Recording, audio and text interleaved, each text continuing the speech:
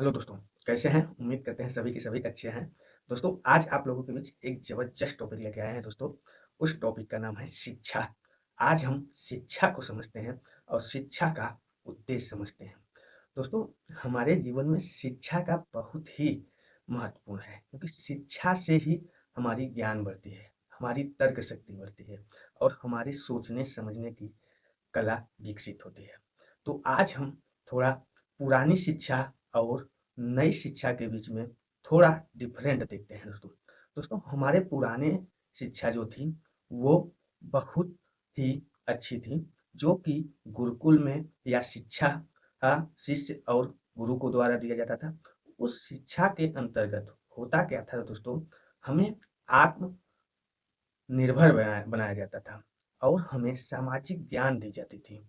उस शिक्षा के दौरान जब आदमी शिक्षा ग्रहण करके वहाँ से निकलता था, तो उसका लक्ष्य निर्धारित हो जाता था कि वो क्या करेगा। क्योंकि वहाँ पे जो भी चीज़ सिखाई जाती थी, ज़्यादातर प्रैक्टिकली, जिसको यूज़ करके ही लोग जानते थे। लेकिन अब की शिक्षा में हमारे डिफरेंट हो गई।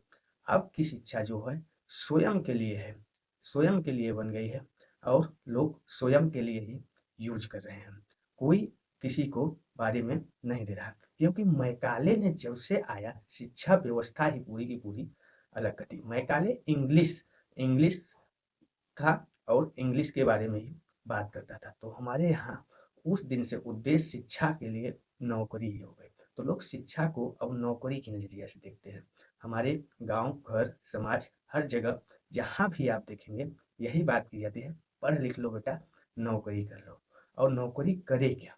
जब तक वो शिक्षा लेता है, आज की डेट में जब तक वो शिक्षा लेता है, ग्रेजुएशन कंप्लीट कर लेता है, उसको निर्धारित ही नहीं है उसे करना क्या है। उसका लक्ष्य ही नहीं बन पाता, तो वो करेगा क्या? तो प्रैक्टिकली जानने में उसका 10-5 साल चले जाता है। तो ऐसी शिक्षा दोस्तों लीजिए जो कि हमें तुरंत कुछ न कुछ स्किल देते, जिससे कि हमें कुछ नॉलेज मिले। लेकिन अब जो है ज़्यादातर लिखित विद्या दी जाती है। तो उसमें होता क्या है दोस्तों? उसमें होता है ये कि अभी जाओ लिखो, फिर शाम को लिखो, रात को रटो और सुबह सवार। हमारे एक टीचर थे डॉक्टर हरीशचंद्र यादव जी। जब हम उनसे पहली बार पढ़ने सोशल साइंस गए जीआईसी में, तो उन्होंने हम लोगों से कापी पेन रखवा दिया। उन्होंने बोला बेटा अभी हम लिखा देंगे, तुम शाम को रटोगे, सुबह सफा हो जाएगा।